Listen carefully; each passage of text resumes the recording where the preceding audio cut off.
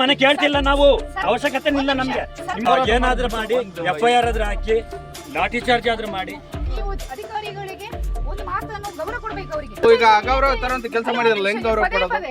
ಇಲ್ಲ, ಸಣ್ಣ ಸಣ್ಣ ಮಕ್ಕಳಿದ್ದಾರೆ ನೋಡಿ, ಇಲ್ಲಿ ಎಲ್ಲದಕ್ಕೂ ನಾವು ಸಿದ್ಧ ಇದ್ದೀವಿ. ಅಲ್ಲಿ ನಿಂತ್ಕೊಂಡು ಆರ್ಡರ್ ಮಾಡೋದು ಬೇಡ, FIR ಮಾಡಿಸಿ. ಏನ್ ಹೇಳಿದ್ರು ನಾಳೆ ನಾಡಿದ್ದು ತೆರವು ಮಾಡಿ ಮೇಡಮ್, ನಿಮಗೆ ಅರ್ಥ ಆಗಲ್ಲ. ತೆರವು ಮಾಡಿ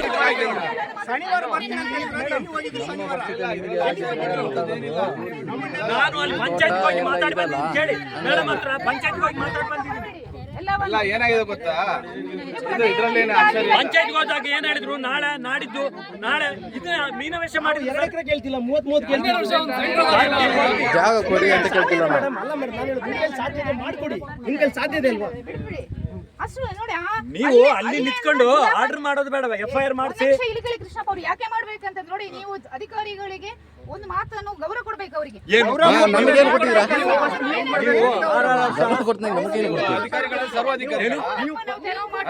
ತೆರವು ಮಾಡಿ ಮೇಡಮ್, ನಿಮಗೆ ಅರ್ಥ ಆಗಲ್ಲ. ತೆರವು ಮಾಡಿದೀವಿ. ನೀವು 10 ವರ್ಷ ಬಿಟ್ಟು ಮಾಡ್ತೀರಾ? ನೀವು ಅಧಿಕಾರಿಗಳು, ನಾವು ಗೌರವ ಕೊಡ್ಬೇಕಲ್ವಾ? ನಾವು ಇವಾಗ ಟೆಂಟ್ ಹಾಕ್ತಿದ್ರೆ ತಿರುಗಿ ನೋಡ್ತಿರ್ಲಿಲ್ಲ. ಈಗ ನೀವು ಹೇಳಿದ್ರೆ ಅಧಿಕಾರಿಗಳು ಗೌರವ ಕೊಡ್ಬೇಕು ಅಂತ, ನೀವು ಈಗ ಅಗೌರವ ತರಂತ ಕೆಲಸ ಮಾಡಿದ್ರಲ್ಲ, ಹೆಂಗ್ ಗೌರವ ಕೊಡೋದು? ಕೆಲಸಗಳನ್ನು ಮುಂದುವರಿಸ್ತಾ ಇರಬೇಕಾದ್ರೆ ಮತ್ತೆ ಹಿಂದೆ ಎಲ್ಲಿ ಸ್ಟೇ ಆಗಿದೆಯಲ್ಲ ಮೇಡಮ್, ಸ್ಟೇ ಆಗಿದೆಯಲ್ಲ, ಅದಕ್ಕೆ ನಾವು ಬಂದಿರೋದು. ಇವ್ರು ಸ್ಟೇ ಮಾಡೋದಕ್ಕೆ ನಾವು ಬಂದಿರೋದು. ಯಾವತ್ತು ಗೊತ್ತಾಗಲ್ಲ, 14 ವರ್ಷದಿಂದ ಇದನ್ನೇ ಹೇಳಿದ್ರು.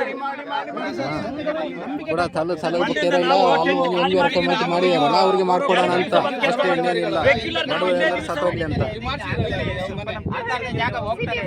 ಸರ್, ದಯವಿಟ್ಟು ನಾನೊಂದು ರಿಕ್ವೆಸ್ಟ್ ಮಾಡ್ತೀನಿ ಸರ್, ನಿಮ್ಮ ಹತ್ರ ಎಲ್ಲರ ಪರವಾಗಿ ರಿಕ್ವೆಸ್ಟ್ ಮಾಡ್ತೀನಿ ಸರ್. ಅವರು 30 ಹಾಕೊಂಡು ಕೂತಿದ್ದಾರೆ.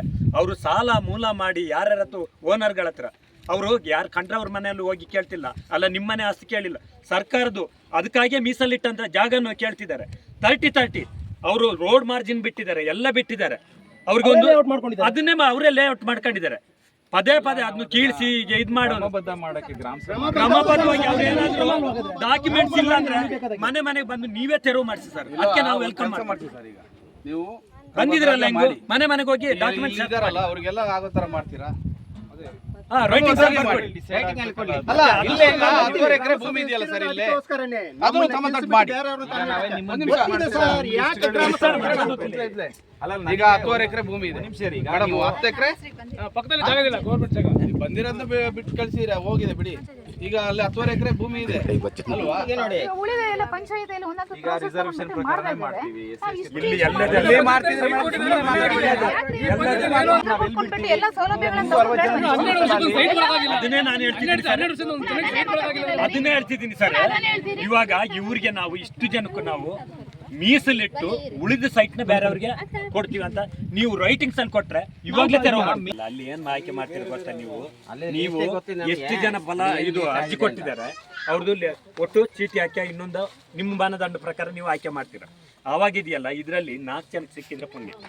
ಫೈನಲ್ ಆಗಿ ನಾವು ಹೇಳೋದು ಇಷ್ಟೇ, ನಮಗೆ ರೂಲ್ಸ್ ಆ್ಯಂಡ್ ರೆಗ್ಯುಲೇಷನ್ ಪ್ರಕಾರ ಮಾಡ್ಕೊಡೋದು ಬಿಡಿ. ನಿಮ್ದು ಏನು ನೆಕ್ಸ್ಟ್ ಹೇಳ್ತಾ ಇದೆ 4 ಎಕರೆ ಇದೆ, ಅದನ್ನ ರಿಲೀಸ್ ಮಾಡಿಸ್ಕೊಂಡು ನೆಕ್ಸ್ಟ್ ಮೂವ್ ಮಾಡಿಕೊಂಡು ಎಲ್ಲರಿಗೂ ಸೈಟ್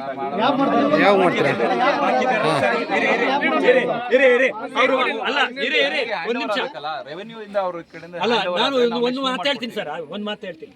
ಇವಾಗ ಬಾಕಿ 4 ಎಕರೆ 20 ಗುಂಟೆ ಮಾಡ್ತಿರಲ್ಲ ಸರ್, ಇವಾಗ ಈ ಜನಗಳಿಗೆ ಇಲ್ಲಿ ಅವಕಾಶ ಮಾಡಿಕೊಡಿ.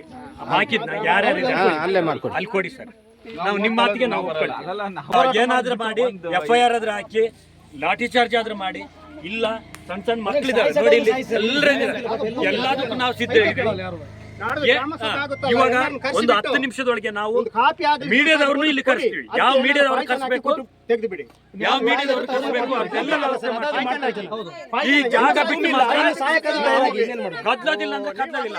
ಮತ್ತೆ ಅವ್ರು ಯಾರಾದ್ರೂ ಬೆನಿಫಿಷಿಯರ್ ಇಲ್ಲ ಅಂದ್ರೆ ನೀವೇ ಬಂದು ನೀವು ಅರ್ಹರಿಲ್ಲ ಅಂತ ಹೇಳಿದ್ರೆ ನೀವೇ ತೆಗೆಸಿ. ನಾವು ಪ್ರೊಸೀಜರ್ ಪ್ರಕಾರ ಇನ್ನು ಏನ್ ಮಾಡಿದ್ದೇವೆ ಇದೆಲ್ಲವನ್ನು ಮಾಡುವ ನಿಮ್ಗೆ ಗೊತ್ತಿದೆ. ಹಳೆಮುಡಿಗೆಲ್ಲ ಏನಾಯ್ತು, ಗ್ರಾಮ ಸಭೆ ನಿಮ್ದೆ ಅಲ್ವಾ? ಮತ್ತು ನೀವು ಅದಕ್ಕೆಲ್ಲ ಅವಕಾಶ ಮಾಡಿಕೊಳ್ಳಿಲ್ಲ ಅಂತ ನಾವೇನ್ ಮಾಡ್ಲಿಕ್ಕೆ ಆಗುದಿಲ್ಲ. ಗ್ರಾಮಸಭೆ ಅಲ್ಲ ಮೇಡಮ್ ಇರೇ ಹಳೆ ಮೂಡಿಗೆರೆಯಲ್ಲಿ 48 ಇರೇ ಇಲ್ಲ, ಯಾಕೆಂದ್ರೆ ಕೃಷ್ಣ ಭವನಿ ಪೂರ್ತಿ ಮಾತಾಡಲ್ಲ ಮೇಡಮ್. ಬರೀ ಈಗ ಒಮ್ಮೆ ನೀವು ನಿಮ್ದೇನ್ ಹೇಳಿದ್ರೆ ಸರಿ ಅಷ್ಟಿಗೆ ಹೋಗ್ತೀರಿ. ನಾವು ಹೇಳೋದು ಸಮಸ್ಯೆ ನಿಮ್ದು. ನಾವು ಆಗ್ಲೇ ನಿಮ್ಮದು ಯಾವ ಕಡೆ ಒಂದು ನಿವೇಶನವನ್ನು ಕೊಡ್ಬೇಕನ್ನುವ ನೆಲೆಯಲ್ಲಿ ನಾವೆಲ್ಲವನ್ನು ನಮ್ಮ ಏನು ಐಆರ್ ಆಫೀಸರ್ಗೆ ಹೇಳ್ಕೊಂಡ್ಬಿಟ್ಟು ಬಂದೆವು. ಅದಕ್ಕೆಲ್ಲ ನೀವು ಅದಕ್ಕೆ ನಾನು ಹೇಳಿದ್ದು ನಾನು ರೈಟಿಂಗ್ಸ್ ಅಲ್ಲಿ ಬರ್ಕೊಡಿ ಇಷ್ಟು ಜನಕ್ಕೆ ಕೊಡ್ತೀವಿ. ಸರ್ಕಾರದ ನಿಯಮವನ್ನು ಒಬ್ಬರು ಇಒ ಅಥವಾ ಒಬ್ಬರು ಪಿಡಿಒ ಅವರು ಬರ್ಕೊಡಿ ಅಂತ ಹೇಳಿಕಾಗ್ತದೆ. ಮತ್ತೆ ಆಗ ಅಲ್ಲಿ 4 ಜನಕ್ಕೆ ಸಿಗುತ್ತೆ, ಬಾಕಿದವ್ರಿಗೆ ಏನ್ ಮಾಡ್ತಾರೆ? ನಿಮ್ಮ ಗ್ರಾಮ ಸಭೆ ನೀವು ನೋಡಿದ್ದೀರಿ, ಹಳೆ ಮುಡಿಗೆರೆ ಇನ್ನೊಂದು ಕಥೆ ಎಲ್ಲ ಹೇಗೆ ಆಗಿದೆ. ನೀವು ಅಲ್ಲಿ ಗ್ರಾಮ ಸಭೆ ಅಲ್ಲಿ 48 ಜನಕ್ಕೆ ನಾವೇ ಮೀಸಲಿಡ್ಸಿದ್ವಿ. ಅಲ್ಲಿ ನನ್ನ ಮನೆಯದನ್ನು ನಾನು ನಿಮ್ಗೆ ಬರ್ಕೊಡ್ತೇನೆ ಅಂತ ಹೇಳ್ಕೊಳ್ತಿರೋದಲ್ಲ. ನಿಮ್ಮ ಮನೆ ಕೇಳ್ತಿಲ್ಲ ನಾವು, ಅವಶ್ಯಕತೆ ಇಲ್ಲ ನಮ್ಗೆ. ನಿಮ್ಮ ಮನೆ ನಮ್ಗೆ ಅವಶ್ಯಕತೆ ಇಲ್ಲ. ಸರ್ಕಾರ ನಮ್ದು, ಸರ್ಕಾರ ನಮ್ದು. ನಾವು ವೋಟರ್ಸ್ ಸರ್ಕಾರ ನಮ್ದು. ನಾವೆಲ್ಲ ಇದ್ರೇನೆ ನೀವು, ಇಲ್ಲಾಂದ್ರೆ ನೀವೇನ್ ಮಾಡ್ತೀರಿ? ನಾವು ವೋಟ್ ಹಾಕಿ ಸರ್ಕಾರ ನಡೆಸ್ತಿರೋದು, ನಾವಿದ್ದು ಸರ್ಕಾರ. ಈ ತರ ಇದೆ. ನೀವು ಒಂದೇ ಒಂದು ಉತ್ತರ ಕೊಡಿ, ಈ ಸಮಸ್ಯೆ ಕಾರಣ ಯಾರು? ನೋಡಿರಿ ಮತ್ತೆ ಮತ್ತೆ ಹಿಂದೆ ಯಾಕೆ ಹಿಂದೆ ಹೋಗ್ತಾರೆ, ಮತ್ತೆ ನೀವು ಖಾಲಿ ಮಾಡಿ ಅಂದ್ರೆ ಮೀಡಿಯಾದವ್ರಿಗೆ ಫೋನ್ ಮಾಡಿ. ಮನೆ ಕಟ್ಟಕ್ ಬಿಟ್ಟು ಒಕ್ಕಲಾಗಕ್ ಬಿಟ್ಟು ಅವ್ರ ಹತ್ರ ಏನ್ ಪದೇ ಪದೇ ಹೇಳ್ಸೋದು.